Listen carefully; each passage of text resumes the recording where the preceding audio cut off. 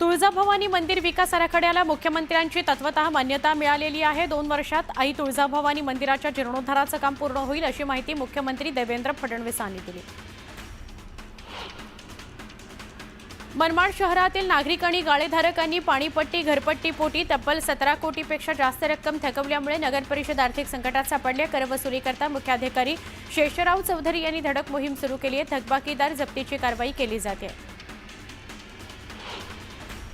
शनी अमावस्येनिमित्त शिर्डीहून शनी शिंगणापुरात जाणाऱ्या भाविकांना ट्रॅफिक जॅमचा सामना करावा लागला। राहताच्या कोल्हार इथल्या प्रवरा नदीवर एकेरी पूल असल्याने सकाळपासून मोठी वाहतूक कोंडी झाली। दरम्यान यावेळी वाहन चालकांना मोठी कसरत करावी लागली।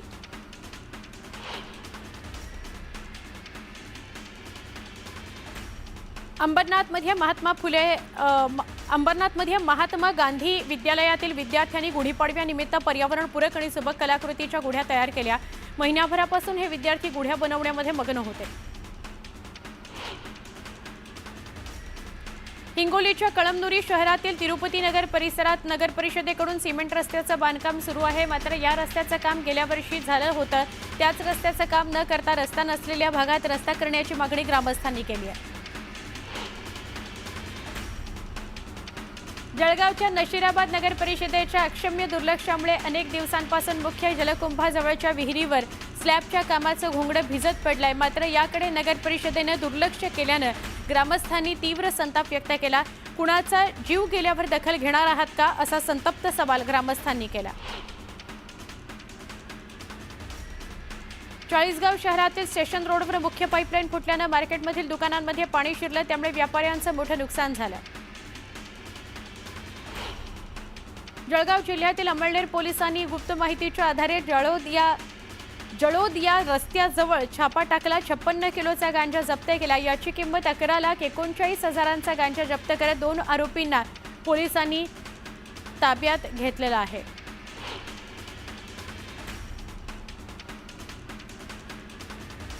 हिंगोलीच्या वसमतमध्ये राज्य शासनानं हळद संशोधन आणि प्रशिक्षण केंद्राची स्थापना केली। या संस्थेच्या अंमलबजावणीकरता शासनानं 7,84,00,000च्या निधीच्या वितरणाला मान्यता दिलेली आहे।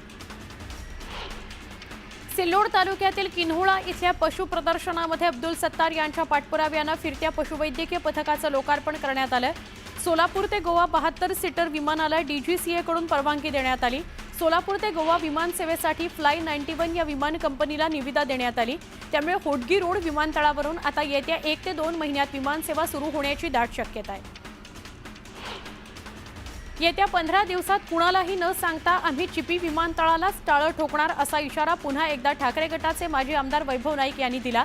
5 महिन्यांपासून चिपीवरून मुंबईला जाणारी विमानसेवा बंद आहे असं वैभव नाईक म्हणाले।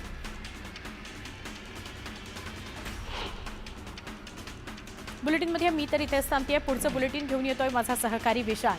धन्यवाद सुवर्ण। आतापर्यंतच्या सगळ्या घडामोडींबद्दल। यानंतर देखील महत्त्वाच्या घडामोडी आपल्याला जाणून घ्यायच्यात, पण त्यापूर्वी एक नजर महत्त्वाच्या बातम्यांवर।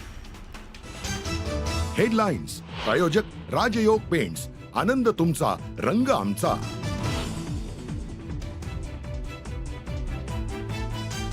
दादरमध्ये टॅक्सी आणि कारचा भीषण अपघात। अपघातात टॅक्सी चालकासह एका महिलेचा मृत्यू। ओव्हरटेकच्या नादात अपघात झाल्याची माहिती।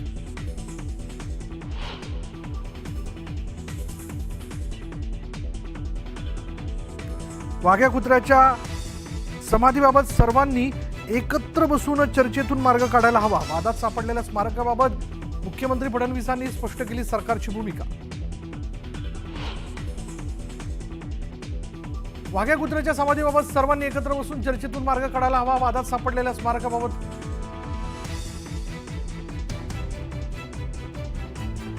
कर्जमाफी विषय माझा नाही यावर मुख्यमंत्री आणि दोनही उपमुख्यमंत्री निर्णय घेतील। कृषी मंत्री माणिकराव कोकाटेंनी हात कर्जमाफीवरून झटकले। सरकार काय बोळ्याने दूध पितं का? छत्रपती शिवाजी महाराजांच्या अवमानाबाबत खासदार उदयनराजेंचा सरकारला घरचा आहेर। अवमान करणाऱ्यांना 10 वर्षांची शिक्षा देण्याची मागणी। कोरटकरच्या संबंधित 3 गाड्यांची माहिती समोर। रोल्स रॉइस कार तुषार कलाटेकडे असल्याची माहिती। नागपूरहून चंद्रपूरला जाण्यासाठी वापरलेली कार चंद्रपूर पोलीस आयुक्तालयात, तर चंद्रपुरातून तेलंगणात जाण्यासाठी वापरलेली कार कोल्हापूर पोलिसांच्या ताब्यात। जर लग्न झालंच नाही तर पोटगी कशी देणार? धनंजय मुंडेंच्या वकिलांचा कोर्टात युक्तिवाद. तर करुणा मुंडेंना लग्न झाल्याचे पुरावे देण्याचे आदेश. पुढील सुनावणी 5 एप्रिलला. संतोष देशमुखांच्या अपहरणाची तक्रार पोलिसांनी तब्बल 3.5 तास नोंदवली नाही. शिवराज देशमुखांच्या जबाबातून धक्कादायक माहिती समोर. म्यानमार आणि थायलंडमधील शक्तिशाली भूकंपातील मृतांची संख्या 1000वर. तर काळजाचा ठोका चुकवणारे भूकंपाचे अनेक धक्कादायक व्हिडिओ समोर.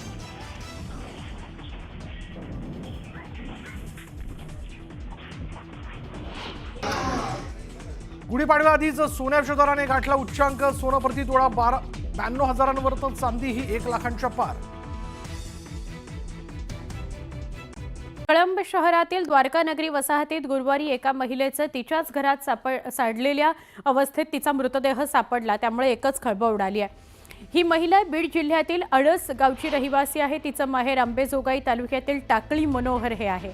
तिच्या मृत्यूबाबत वेगवेगळे तर्कवितर्क लावले जात आहेत. दरम्यान घटना घडल्यापासून पोलिसांनी यातील एक संशयित आरोपी देखील ताब्यात घेतलाय. एका आरोपीचा शोध सुरू आहे अशी प्राथमिक माहिती आहे. गेल्या 5 ते 6 दिवसांपासून संबंधित महिलेचा मृतदेह घरात पडून होता. शेजारच्यांना वास आला, दुर्गंधी यायला लागले, म्हणून त्यांनी पोलिसांपर्यंत ही माहिती पोहोचवली आणि हा सगळा प्रकार समोर आला. आमचे प्रतिनिधी बालाजी निरफळ यांच्याशी बोलूया. बालाजी, हा सगळा काय प्रकार आहे? आता पोलिसांचा तपास कसा सुरू आहे? एकूण बघितलं सुवर्ण तर कळंब शहरातील ही घटना असून ही अतिशय धक्कादायक घटना म्हणावी लागेल. 5 दिवसापूर्वी या महिलेला जे आहे ती मारला आणि त्याच रूममध्ये जे आहे ते बाहेरून लॉक लावून जे आहे ते आरोपी निघून पसार झाले. आणि या महिलेची जी आहे ती वास जी आहे ती दुर्गंधी येत होती या डेड बॉडीची. आणि त्यानंतर जे आहे ते स्थानिकांनी पोलिसांशी संपर्क केला. पोलिसांनी ही रूम उघडली असता या महिलेचा मृतदेह जो आहे तो आढळून आलेला आहे. ही महिला जी आहे ती बीड जिल्ह्यातली असल्याची जी आहे ती पोलिसांनी माहिती दिलेली आहे. अडस तिचं जे आहे ते सासर होतं आणि टाकळी मनोहर जे आहे ते अंबाजोगाई तिचं माहेर होतं. तिच्या नातेवाईकांनी जे आहे ते पोलिसांनी संपर्क केला. मात्र आणखीन अद्यापपर्यंत गुन्हा जो आहे तो दाखल झालेला नाही. आकस्मिक मृत्यूची नोंद केलेली आहे. प्रकरण गुंतागुंतीचं असल्याचं पोलिसांकडून सांगण्यात येत असल्यामुळे पोलीस याचा तपास करत आहेत. मात्र सुवर्णाची आपल्याला प्राथमिक माहिती मिळत आहे. यात 2 आरोपी गुंतलेले आहेत आणि त्याच्यातला एक आरोपीचा जो आहे तो पोलिसांनी ताब्यात घेतलेला आहे. आकस्मिक मृत्यूची जरी नोंद केलेली असली तर पुढील तपास जे आहे ते पोलीस करत असून संध्याकाळपर्यंत याच्यामध्ये जो आहे तो रितसर गुन्हा देखील दाखल करण्यात येणार आहे. मात्र अतिशय गजबजलेल्या वस्तीत हा सगळा प्रकार झाल्यामुळं आपल्याला सांगायचं म्हणलं की कळंब शहर व बीड जिल्हा आहे काहीच हद्दीतला आणि हे आरोपी जे आहे ते बीड जिल्ह्यातले. बालाजी, नक्की धन्यवाद माहिती दिल्याबद्दल. हे विविध पुरावे जे आरोपींना कठोर शिक्षेपर्यंत पोहोचवू शकतात. आरोपी सुदर्शन घुलेच्या स्कॉर्पिओत हे पुरावे आढळले. ही स्कॉर्पिओ त्याला भेट देण्यात आली होती. वाल्मिक कराडनंच ही स्कॉर्पिओ सुदर्शन घुलेला भेट म्हणून दिल्याचं सूत्रांकडून सांगण्यात येत आहे. सुग्रीव कराड टोळीच्या विरोधात बोलल्यानं बक्षीस म्हणून ही स्कॉर्पिओ वाल्मिक कराडने विष्णू चाटेच्या माध्यमातून सुदर्शन घुलेला दिली होती अशी माहिती सूत्रांनी दिली आहे. सुग्रीव कराड हा देखील वसुली, खंडणी, मारहाणीचे प्रकार करतो. त्याच्यावर देखील गंभीर गुन्हे दाखल आहेत. स्थानिक टोळी वर्चस्वाच्या वादातून स्पर्धेतून सुग्रीव कराड आणि सुदर्शन घुलेमध्ये आधीपासूनच वाद होते अशी माहिती आहे.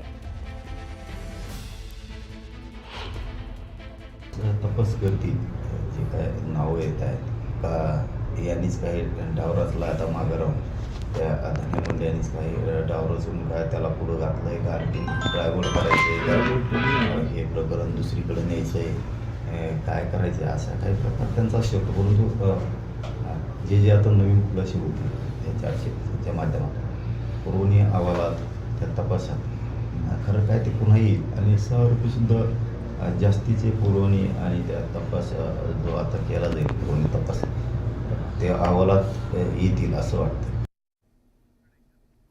संतोष देशमुख हत्या प्रकरणी धक्कादायक माहिती समोर आली आहे. संतोष देशमुखांचं अपहरण झाल्यावर पोलिसांनी तब्बल 3.5 तास तक्रार दाखल करून घेतली नाही. पोलीस अधिकाऱ्यांना घडलेला प्रकार सांगितला पण तरी देखील त्यांनी तक्रार नोंदवून घेतली नाही असा खुलासा संतोष देशमुखांचे ड्रायव्हर शिवराज देशमुख यांनी केलाय. पोलिसांनी बसवून ठेवलं. तक्रार हळूहळू लिहायची असते, कायदा बदललेला आहे, पुस्तक पाहून कलम लिहावं लागतं अशी वेगवेगळी कारणं सांगून 3.5 तास फक्त अपहरणाचा गुन्हा नोंदवून घ्यायला लागला. असा बराच वेळ पोलिसांनी लावला असं जबाबातून समोर आलेलं आहे. शिवराज देशमुख याच्या जबाबातून ही धक्कादायक माहिती समोर आली आहे. संतोष देशमुख हत्या प्रकरणातील आरोपींना फाशी होईल असा विश्वास धनंजय देशमुखांनी व्यक्त केला। दोषारोपपत्र दाखल झाल्यानंतर हे स्पष्ट झाले की खंडणी ते हत्येपर्यंतच्या प्रकरणातील सगळे आरोपी हे एकच आहेत। त्यामुळे सगळ्या आरोपींना फाशीची शिक्षा द्यावी अशी मागणी असा विश्वास त्यांनी व्यक्त केलेला आहे, अशी आशा त्यांनी केलेली आहे। तर जयराम चाटे याच्या जबाबातील सुग्रीव कराडबद्दल सवाल केल्यावर कुणी काहीही बोललं तरी कुणीही वाचणार नाही असंही धनंजय देशमुख म्हणाले। कुणी काही बोललं तर ह्याच्यातून कुणीच वाचणार नाही असा मला ठाम विश्वास आहे। कारण का हे ज्या पद्धतीनं सांगत होतो मी की खंडणी ते खून प्रकरणातील सगळे आरोपी एकच आहेत, ते दोषारोपपत्र ज्यावेळेस दाखल झालं त्यावेळेस हे सिद्ध झालेलं आहे। कालच्या तारखेच्या वेळेस तुम्ही जे या प्रकरणातील सरकारी पक्षाच्या वतीनं जे वकील साहेब आहेत निकम साहेब, त्यांनी देखील स्पष्ट भूमिका मांडलेली आणि सगळे पुरावे दिलेले आहेत की या प्रकरणातील सगळे जे आरोपी आहेत हे कशा पद्धतीने ह्यांचं कृत्य आहे आणि त्यांना फाशीची शिक्षा होणार असा आम्हाला विश्वास आहे। कळंब शहरातील